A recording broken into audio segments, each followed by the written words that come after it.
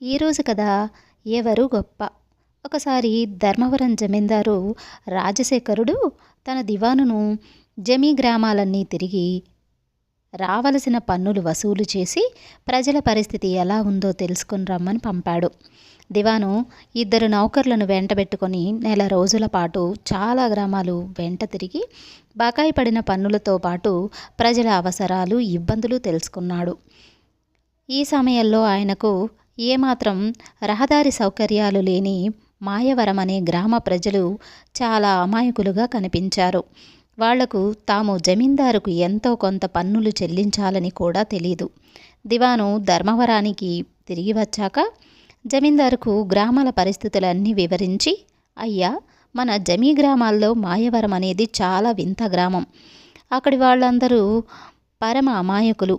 అలాంటి వాళ్లను నేనెక్కడా చూడలేదు అంటూ వాళ్ల అమాయకత్వానికి కొన్ని ఉదాహరణలు చెప్పాడు. ఆ సమయంలో దేశమంతటా తార్కిక ఉపన్యాసాలు ఇస్తూ పర్యటిస్తున్న తర్కానంద స్వామి జమీందారు పక్కనే కూర్చుని ఉన్నాడు. జమీందారుతో పాటు మాయవరం గ్రామ ప్రజల అమాయకత్వాన్ని గురించి విన్నాం. తర్కానంద స్వామి ఈ మాటలకు చిన్నగా నవ్వి, మనుషులు అమాయకులుగా ప్రవర్తించడానికి ముఖ్య కారణం వారిలో తార్కికంగా ఆలోచించే శక్తి కొరవడడం. ఇది ఒక రకమైన వ్యాధి. అలాంటి వాళ్ళకి తార్కిక దృష్టి అలవర్చాలి అన్నాడు. స్వామి, ఇది సాధ్యమేనంటారా అని అడిగాడు జమీందారు సంశయిస్తూనే. ఎందుకు సాధ్యం కాదు? చరాచర జగత్తంతా తర్కభూయిష్టం. సూర్యచంద్రులు, నక్షత్రాలు అన్నీ కూడా తర్కసూత్రాలకు అనుగుణంగానే పరిభ్రమిస్తున్నాయి. వేయేల ఆ మాయావర గ్రామ ప్రాంతాలెరిగిన నౌకర్నొకడిని పంపండి. నేను నా 2 శిష్యులతో అక్కడికి వెళ్ళి కొద్ది రోజుల్లో ఆ గ్రామవాసుల్ని తెలివితేటల్లో, వివేకంలో శుక్రాచార్య బృహస్పతి సమానుల్ని చేస్తాను అన్నాడు. జమీందారిందుకు సంతోషంగా అంగీకరించాడు.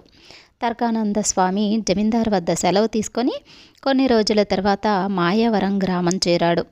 గ్రామం చూడముచ్చటగా ఉన్నది. దూరాన సముద్రఘోష, ఎక్కడ చూసినా పంట పొలాలు. గ్రామం చుట్టూ ఫలవృక్షాల తోటలు, కనుచూపు మేరలో చిట్టడివి. ఆ వెనుక చిన్న పెద్ద కొండల సమూహం. ఇది చూసిన తర్కానంద స్వామి శిష్యులు, గురువర్య, ఇంత సుందర ప్రదేశంలో ఉన్న ప్రజలు అమాయకులంటే నమ్మశక్యంగా లేదు అన్నారు. ఇందుకు తర్కానంద స్వామి చిరాకు పడుతూ, మీరు దివాను అబద్ధాలు చెప్పాడనుకుంటున్నారా? పొరపాటు. సరే, మీరు పోయి ప్రజలందరినీ గ్రామం నడిబొడ్డున ఉన్న రావి చెట్టు దగ్గరకు రావాల్సిందిగా చెప్పండి అన్నాడు. ముఖాలు చూస్తుంటే కొందరు దుష్టులు, పొగరుబోతుల్లాగా కనిపిస్తున్నారు.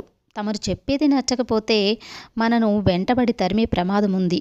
అందువల్ల తమరు క్షమాగుణం, క్షమాభిక్షల గురించి తర్కోపన్యాసాలు ప్రారంభించండి అన్నాడు. ఒక శిష్యుడు, నువ్వు ఏదో ఒకనాడు నా ప్రధాన శిష్యుడివి కాదగిన వాడివి అంటూ తర్కానంద స్వామి శిష్యుణ్ణి మెచ్చుకుని ప్రజలతో, అన్ని జన్మలలోనూ ఉత్తమమైనది మానవ జన్మ, అన్ని గుణాలలోనూ ఉత్తమమైనది క్షమాగుణం, అదే క్షమాభిక్ష, దానిని మించినది మరేదీ లేదు అని ఉదాహరణలతో కొంతసేపు మాట్లాడి, విన్నారు కదా, ఇప్పుడు సందేహాలు ఏమైనా ఉంటే అడగండి, తీర్చగలను అన్నాడు. అప్పుడు జనంలో నుంచి ఒకడు లేచి, మా ఇంట్లో దొంగతనం చేయబోతుంటే ఒకడిని పట్టుకున్నాను, కానీ ఆ దొంగను క్షమించి వదిలేశాను. నా క్షమాగుణం గొప్పదే కదా స్వామి అని అడిగాడు. ఇంతలో మరొకడు లేచి, మా ఇంట్లో ఒకరోజు దొంగతనం చేయబోతున్న వాడిని నేను కూడా ఒకసారి పట్టుకున్నాను. వాడిని కొట్టలేదు, తిట్టలేదు, సరికదా, అంతవరకు వాడు దొంగిలించిన వాటిని తీసుకెళ్ళమని చెప్పాను. నా క్షమాగుణం గొప్పదే కదా స్వామి అన్నాడు. వాడు మాట్లాడటం ముగించగానే మరొకడు లేచి, అలాంటి పరిస్థితుల్లోనే నాకు దొరికిన దొంగను నేనెలాంటి గౌరవ మర్యాదలు ఇచ్చానంటే వాడికి కావలసినవన్నీ నిస్సంకోచంగా తీసుకువెళ్ళమని ఆనందంగా అనుమతించాను. మరి నా క్షమాగుణం ఆ 2 కన్నా గొప్పది కదా స్వామి అన్నాడు. దానికి తర్కానంద స్వామి తల అడ్డంగా ఊపుతూ, మీ అందరి క్షమాగుణం కన్నా గొప్పది దొంగల క్షమాగుణం. అమాయక చక్రవర్తులైన మీకు మరే హాని తలబెట్టకుండా వదలడం సామాన్య విషయం కాదు అంటూ లేచి శిష్యుల వెంటరాగా తిరిగి చూడగా గ్రామం వదిలి వెళ్ళాడు. కథ సమాప్తం. మాధవయ్య నెయ్యిదానం.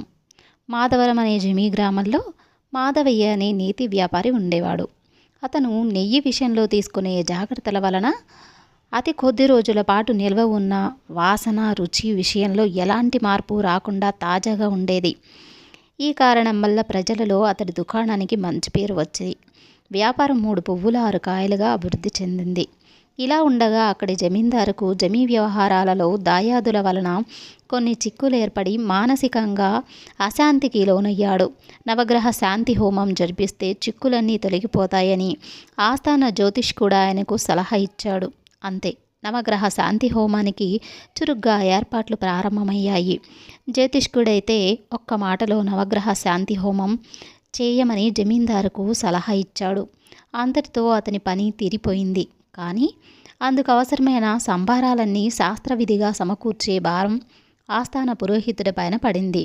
ముందుగా ఆయన హోమానికి అవసరమైన నెయ్యి గురించి ఆలోచించాడు. ఆ నెయ్యి తప్పక ఆవు నెయ్యి అయి ఉండాలి. అందులో కల్తీకి ఏమాత్రం ఆస్కారం ఉండకూడదు. ఆస్థాన పురోహితుడు మాధవయ్యను గురించి విన్నాడు.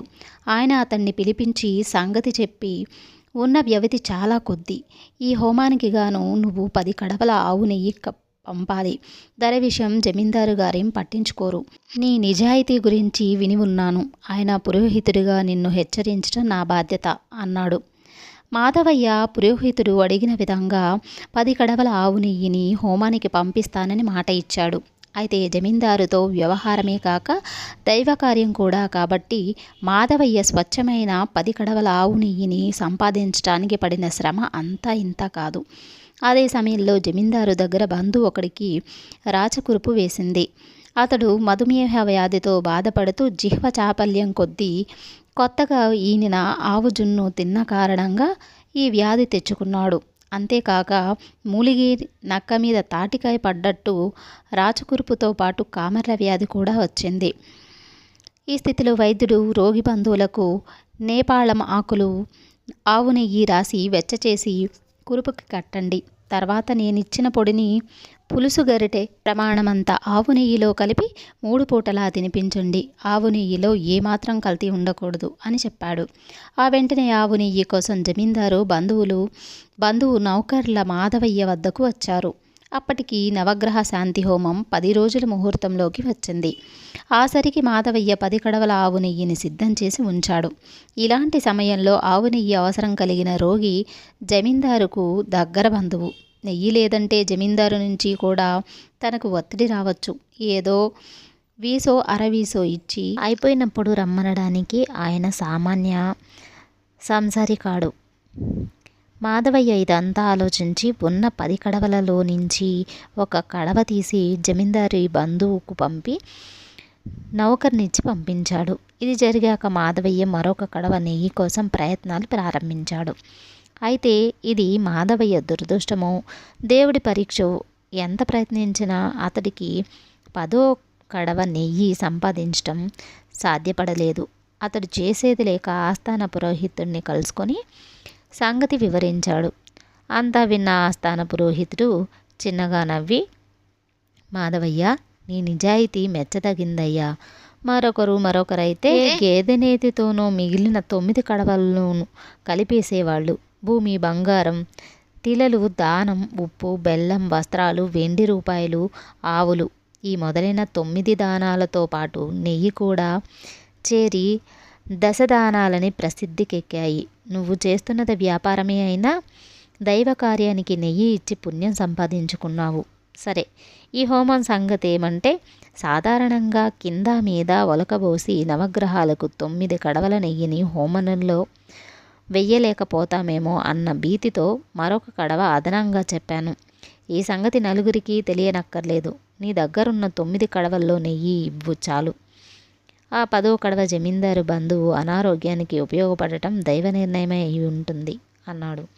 మాధవయ్య ఆస్థాన పురోహితుడికి నమస్కరించి పట్టరాని సంతోషంతో వెళ్ళిపోయాడు. తర్వాత నవగ్రహ శాంతి హోమం ముగిసింది.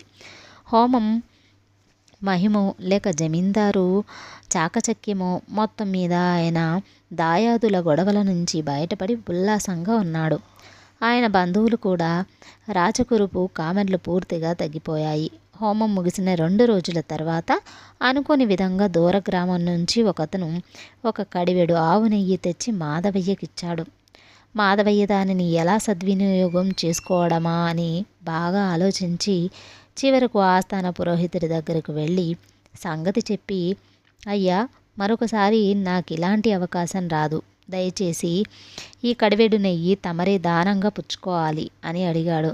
భక్తి గౌరవాలతో మాధవయ్య ఇవ్వజూసిన దానాన్ని కాదనలేక పురోహితుడు సమంత్రకంగా దానిని స్వీకరించాడు. మాధవయ్య చేసిన ఈ దానం గ్రామంలోని చాలామందికి తెలిసి కరుణాకరుణిగా జమీందారు చెవిన పడింది.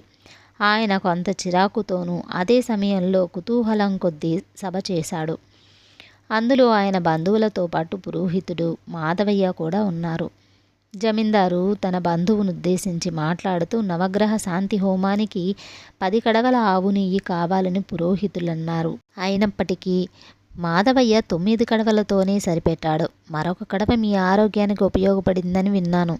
చాలా సంతోషం. అయితే ఇక్కడ నన్నొక సంశయం బాధిస్తుంది.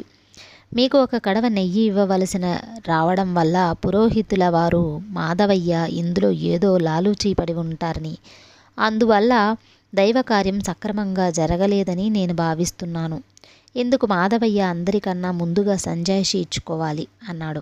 అప్పుడు మాధవయ్య చేతులు జోడించి, ప్రభు, ఆపదలో ఉన్న వారిని దేవుడే ఆదుకుంటాడన్న నమ్మకం కలవాడిని. పురోహితుల వారు నవగ్రహ శాంతికి 9 కడవల నెయ్యి చాలనని చెప్పిన తర్వాతనే నేను 10వ కడవను తమ బంధువు గారికి ఇచ్చాను. అప్పుడు నేను పురోహితుల వారికి దానం చేసిన కడవ నెయ్యి హోమం పూర్తి అయ్యాక నేను సంపాదించినది.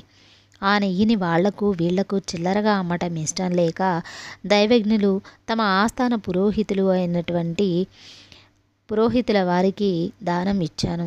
ఇది నా అజ్ఞానం కావచ్చునేమో కానీ తమను కించపరచడం మాత్రం ఏమాత్రం కాదు. నా ఉద్దేశం అది కాదు అన్నాడు. ఇది విని సభలో అందరూ పెద్దగా నవ్వారు.